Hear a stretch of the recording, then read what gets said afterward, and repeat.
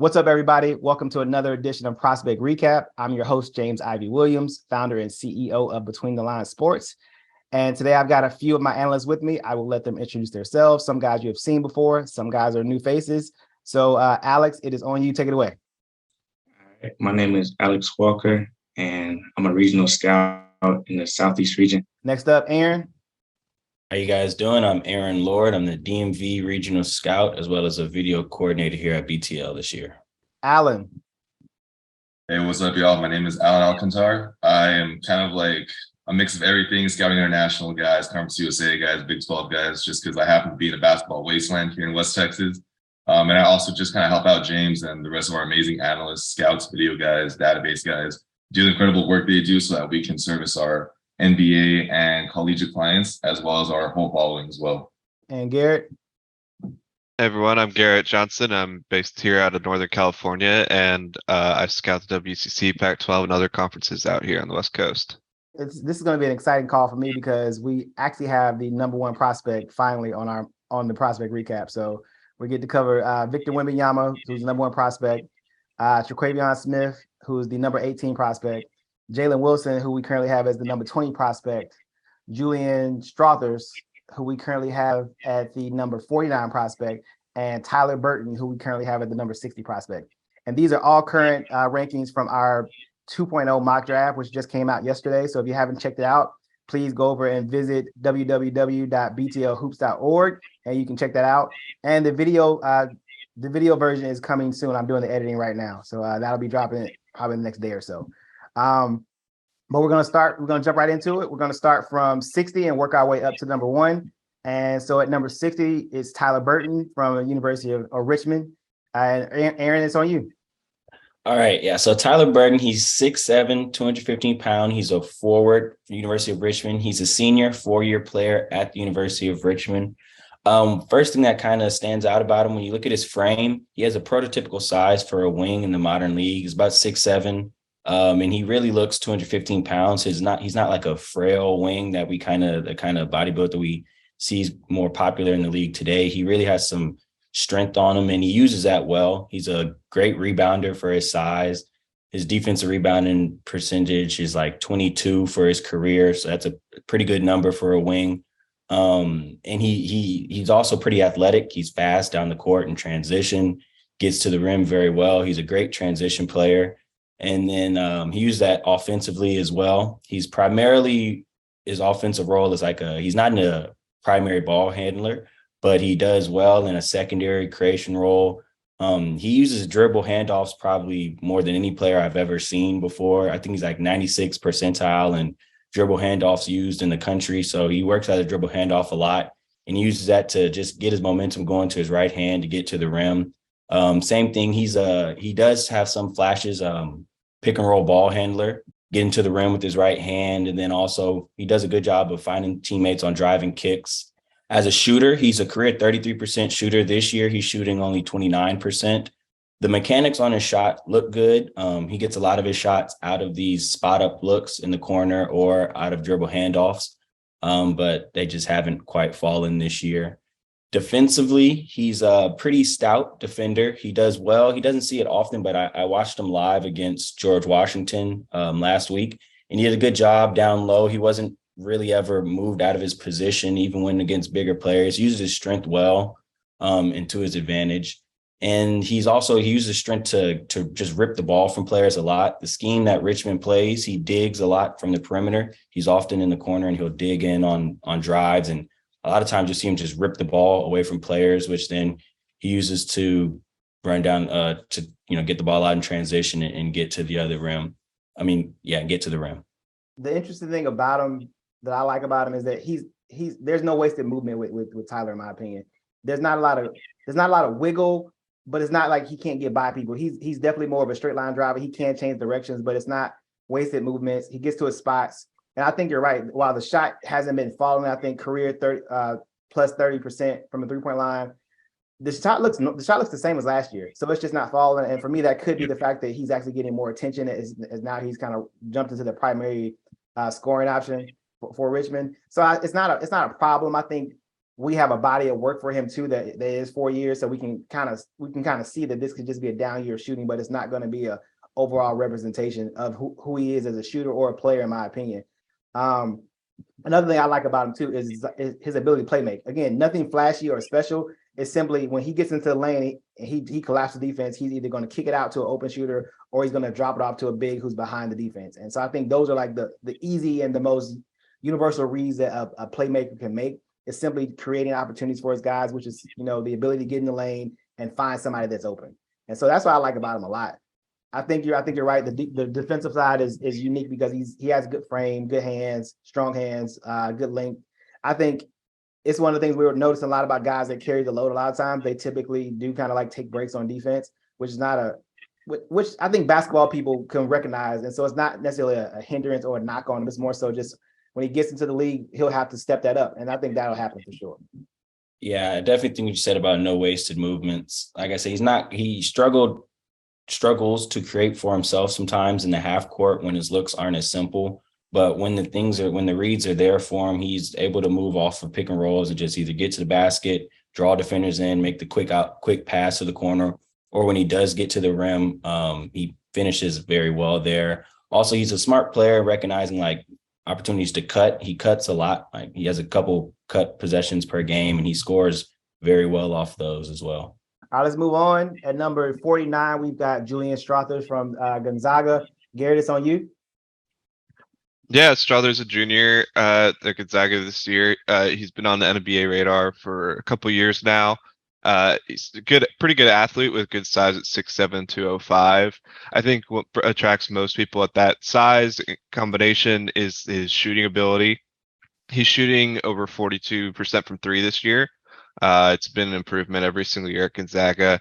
It's mainly off stationary shooting. He can shoot off movement, but the form gets a little bit funky when he shoots off movement. It's kind of a push shot. That being said, he's shooting a blistering number from stationary shooting. And what he's added this year that I find interesting is his short range floater. His handle can be a little bit loose at times, but it's pretty good for his size. I would say above average for a 6'7" wing. And that floater really aids him when he gets into trouble in the paint and bails him out in quite a lot of situations. He's an effort defender. He is someone who definitely has high hips, but he works really hard defensively. And because of that, I think he gets himself out of trouble a lot of times that would put other people who were more complacent in worse situations. And I just think overall he's a guy who you plug and play as a 3-point specialist early on and hopefully expand his game as he's on the team longer. I think that he's learned great off-ball movement at Gonzaga. Gonzaga really prides itself on great off-ball movement, and Strawther is part of that.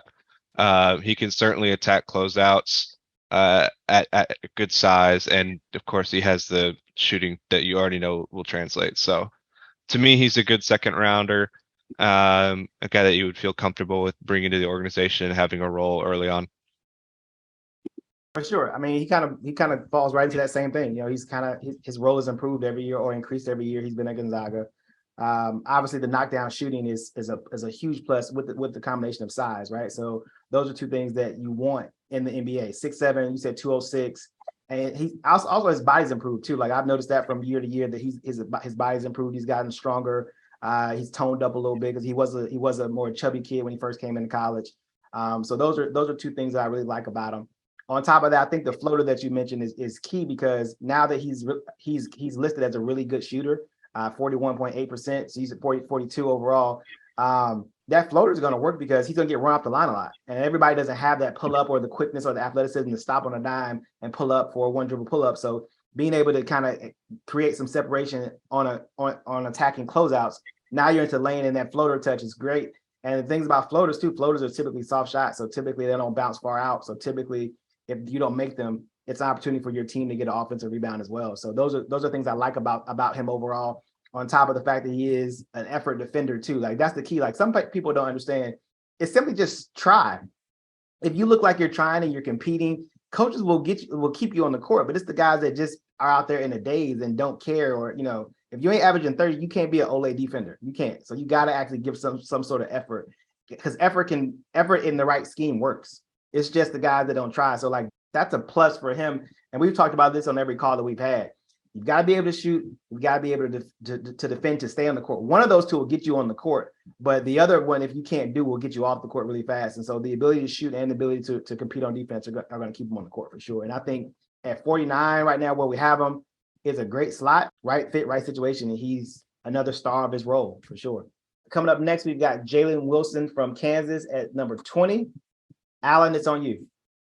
I appreciate it, James. Yeah, no, Jalen Wilson, definitely. You talk about guys that, have improvement, that have been in college for 2+ years, and that you obviously see them carve out their role into something that can be used at the next level, whether it be NBA, G League, overseas. And I think Jalen Wilson is just that type of guy.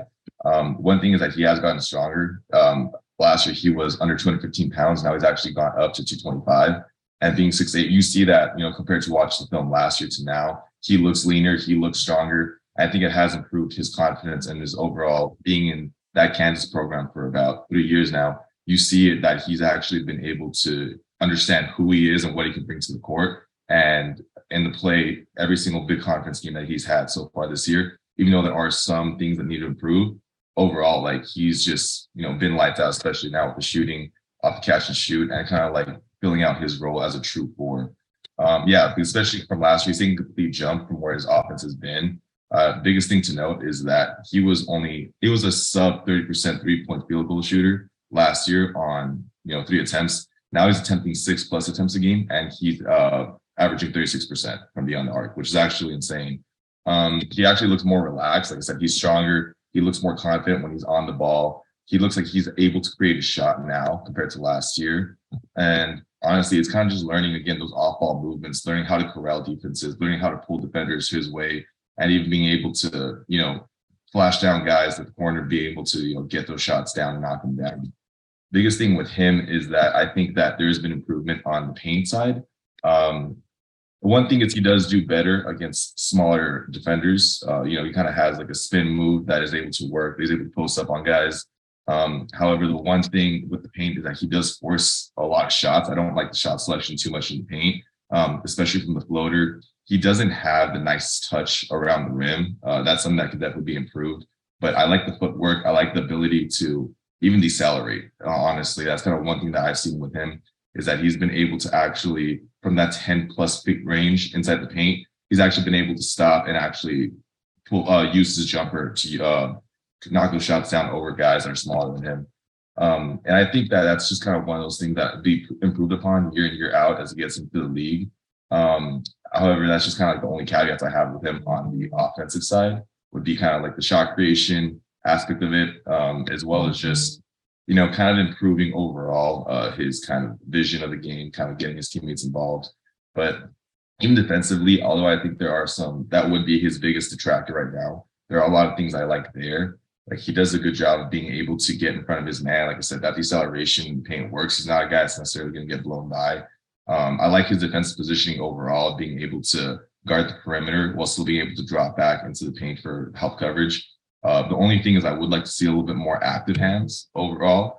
And especially too, I think in closeouts, he can do a little bit of a better job. He's not the most athletic guy in terms of quick bursts or kind of just overall lateral quickness. However, at the same time, being 6'8", having a 6'10" wingspan, that is enough contention itself and enough deterrence. But I think just kind of being able to actually, create more contention, get in guys' face rather than just kind of like close out once it's too late would help him overall. But I mean, I think this is just a guy that, again, teams are going to look at him. They're going to look at his size. They're going to look at what he can do overall and that he can see. And that obviously, the catch and shoot, he probably might have one of the sweetest strokes in all of Division I and one of the quickest releases. So definitely I see a guy that's not probably within that like late first round, maybe early second round kind of range. But as long as he's able to continue to develop and improve, I think he's just kind of going to be a good plug and play guy for any NBA organization. Yeah, for sure. I think for me, I saw he was at the combine last year. He was at the G League combine. He played well, right? But I think what he did, he took the feedback that he got because I don't think that he was talked about getting drafted in the top 45 guys. So I think he was more so at 46 to out of the draft overall. And so I think he took the feedback that he got and made some improvements. I think the first thing that you talked about was the improved jump shot overall. So like up to 36% from three. That's the first thing. Improvements of his body, so he's got physically stronger, so he can now guard. I think he can actually guard 3s and 4s now and be comfortable at the next level. He can shoot it well. He has a decent defensive mindset. I think the playmaking thing is going to come. I think it's one of those things. I don't really think he's ever had to do it. I think this is the first time that he's probably played with the ball in his hands a lot at Kansas. And I don't think that while he's doing it now, I don't think it's something that he'll do at the next level either anyway. So I think more so attacking closeouts will be the thing. Shooting, catch and shoot on like spot up threes, primarily from the corners, I think is where he'll operate. And then guarding, getting after it on on 3s and 4s, some 2s from time to time. Maybe a rebound and push in transition. But I think overall, I think he's got that now. I think, and for us to see him, to grade him at a top 20 guy. All right, cool. Moving on. We got Terquavion Smith at number 18 from NC State. Alex, it's on you. Okay, so I have Terquavion Smith. He's about 6'4", 165 pounds, which is kind of small going into the next level. But I think he carries a toughness for him. He's a tough shot taker and a tough shot maker. And then defensively, I feel like he slides his feet well. I saw him earlier in the year when he came down to Georgia Tech. I'll give you guys some stats on him too, just so we can know exactly what we're talking about with him. So averaging 18.3 points, 3.4 rebounds, 4.6 assists, 1.6 steals. He's shooting 38% from the field and 34.3% from the 3-point line. I think those shooting percentages first is just what you just talked about. Like he is a little hot and cold from time to time. I think he definitely takes more 3s than 2s, which is this is a trend that we're noticing too. Guys' shooting percentages overall and 3-point percentages are very close to each other, but I think it's because the guys are definitely increasing their 3-point attempts, and so obviously those attempts drop your overall field goal percentage a little bit. So I think he's probably shooting over 40%, probably over 45% from 2s, which is not bad. He is small though. You mentioned he's seeing him up close. He's really skinny. I don't even know if he's 165 to be honest. Like he's a slim dude. He's slim dude. But the thing is, I think you talked about it too. Like he does have some toughness about him as a defender. Like he was definitely feisty on the ball. He was reaching for steals, moving his feet well. He doesn't get screened a lot, which is the thing I like about him. Like he gets skinny and gets over screens. And so like he definitely stays attached to his guy on the defensive end. I think the shot selection is probably the key thing that will be talked about. And I think a lot of the small guards that we have in this mock in particular all have that same thing. They take a lot of shots. The ball's in their hands a lot. They take a lot of deep pull-up, contested threes. And so I think that's something that I think will improve at the next level, because I don't think that he will operate as a playmaker a lot. Although pretty much 5 assists a game isn't bad for a guy that shoots the ball as much as he does, and at the volume that he does, he actually can create for opportunities for his teammates. I think he also talked about his ability to get in pick and roll. I think him getting downhill in pick and roll is probably a scary thing for a defense to see, because you're right, he does move. He has that Kyrie stuff where he just kind of moves the ball. And so like those are like extra dribbles sometimes. Like when you just kind of move the ball, defenses kind of follow where the ball goes, and that kind of allows him to create separation, to get by guys. He's a sneaky athlete too, so he's got a lot to work with. I think he's just one of these guys that can fill it up as a primary scoring option, maybe on a second unit or something like that. And he's a shot maker, like you said, big shot maker, big shot taker. I think it's just one of those things. The frame is going to be the issue. All right, moving on to the man, the myth, the legend. Already, Victor Wembanyama, got him listed as the number 1 prospect. Metropolitan 92 out of France, 7'4". But I'm going to give you some counting stats on him real quick so we can do that, and then we can kind of go into just Victor overall. Currently averaging 22.2 points per game, 9.5 rebounds, 2.3 assists, 3.1 blocks. He's shooting 47.2% from the field and 28.9% from 3. He's shooting 81% from the free throw line, which is a big stat for a center, pretty much. Everyone kind of knows what Victor can do. The issue is the one thing that's glaring about his stats is the 28.9% from 3. That for me is probably more so than anything else shot selection and attention. I think he's getting a lot of both, but we know given time, he gets his feet set. The jump shot is smooth. The mechanics are pretty fluid as well. He's not an awkward 7'4" guy. I think people want to try to comp him to like Rudy Gobert and Boban, but he's not like those guys at all. Like he walks like you and I. He walks like a regular dude. Like there's nothing awkward about him. The 9.5 rebounds is something that we obviously can expect, just for him, just his size overall. And honestly, the cool thing about him is that we talk about rebounding. Sometimes people rebound their area, and he's a guy that rebounds outside of his area. Like obviously he's almost got an 8-foot wingspan. He can pretty much, if he gets his hands on the ball, he's going to grab it. And so I think no matter if you block him out or do whatever you try to do to negate him from getting the ball, if he gets his hands on the ball, he's probably going to secure the basketball. He's athletic. He runs the floor like a deer. He has great hands. He finishes well around the rim. He's got really good touch. And it's like watching him play is like watching him play like when we were kids playing on Nerf hoops when the rim's at your face and you're doing like shots that you're not shooting the ball, you're like pretty much throwing it. He has touch though. He has really good touch around the rim. I think the one thing on defense is I think that he does play a little tall, which is, what do you do when you're 7'4", but he does play a little tall, so he doesn't sit down a lot. But the other side is like he's like a cornerback in recovery speed. Like if you get by him, you're not by him. Like it's one of those things. If you think you've gotten by Victor, he's going to put that shit against the glass because his recovery speed is great and his arms are, again, 8-foot wingspan. It's something that we've never seen before.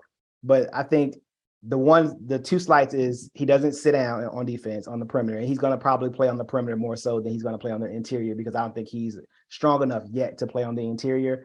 But I don't think that'll last long either, to be honest. I think because you see him up close, he's actually cut. He's like a cut up kid. Like he's got broad shoulders. He's going to fill out. The other thing that I'll say there's a knock is the handle. While he can't handle the ball, he loose with that thing. Like it is not tight right now, so he will give it up. So I would say less is more for him. We have seen some spectacular highlights, but at the same time, he doesn't need to dribble that much. I think he can get by guys on his first step because he's actually that athletic with the burst, especially if you put a big on him. I think the last thing that you should do is put a big on him. If you put anybody 7 foot that typically plays on the interior, he's going to torch them. You're going to have to put a regular wing, but then he's 6 inches taller than everybody, at least. And so he can shoot over the top of them. So that's the mismatch problem.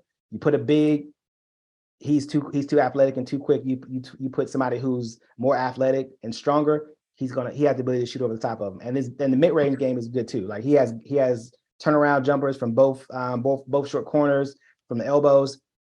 He's actually he's a decent, I would say really good. He's a good passer from the elbows and out of the post. Like he'll find guys. So he's not selfish. So he makes the right reads and the right plays. The thing that I like, I know our international guy Adolfo didn't like his move to Metropolitan 92, but what I got word from his camp was that they were trying to make sure that he was ready to be a number one option. You can't just get that. You have to go work at it because you got to expect attention. You got to expect people coming at you from all different angles, and to still be averaging 22 and 10 pretty much, and not shooting great from 3 right now. That says a lot about him. And while he's averaging 3.1 blocks, I guarantee you he alters another 6 or 7 shots. Like somebody's thinking about him, looking for him, and they're going to do some shit they probably shouldn't do, and they're going to miss a layup or something. So like he's definitely a rim protector for sure. He can rim run. So I don't know if you put him with a great point guard or you put him with guys that just can kind of facilitate, he's going to thrive regardless, I think, in my opinion. And maybe it doesn't happen the first year. But then again, maybe it does. And if it does, then we get some Zion shit, that first year you play, where it's just everything you thought about me is true. And that's what I believe. I believe everything we think about him is true. I think that he's going to be a guy that steps on the NBA court and be considered, he's going to be like Luka did a few years ago. He'll be in that top, all NBA, second team, third team right away. And obviously rookie of year stuff and kind of go from there. But he's a guy that if you're drafting at number 1, you should pick him. I said this on the mock draft call. Unless somebody throws the house at you, Danny Ainge, who you have 17 picks, Scott Preston, you've got 30 picks. Unless one of those 2 teams throws everything at you for that pick, you pick Victor Wembanyama easily. Because the downside, the other side of this, if you end up with the number 2 pick, right, you get Scoot Henderson. You don't really lose. So. But that's how I would look at it. You've got to pretty much throw the house at me, and even if they threw the house, I wouldn't. Right. Exactly. Exactly.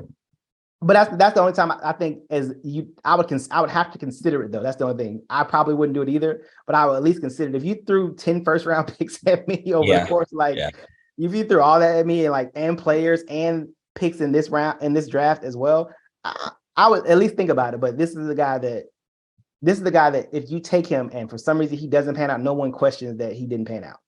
No one says, "Oh, he was no one's gonna say anything." It's like, "Oh, yeah, he got hurt," or like, "Hey, no one is gonna consider not taking him." And so this is the easiest pick you'd ever make as a general manager. Then it's the thing. It's your job not to fuck it up. That's it. If this is the easiest pick you'll ever make, if you get the number one pick, it's your job not to fuck it up. You build around him quick and fast, and try to get him in the playoffs as soon as fucking possible. And if he's in the playoffs, hopefully he can fucking do some magical shit and win a championship. That's your thing. You've got him for 8, 10, 12, 15 years. This is what you do. Don't fuck it up. Hey guys, thanks for tuning in to this edition of Prospect Recap as we covered Victor Wembanyama, Terquavion Smith, Jalen Wilson, Julian Strawther, and Tyler Burton.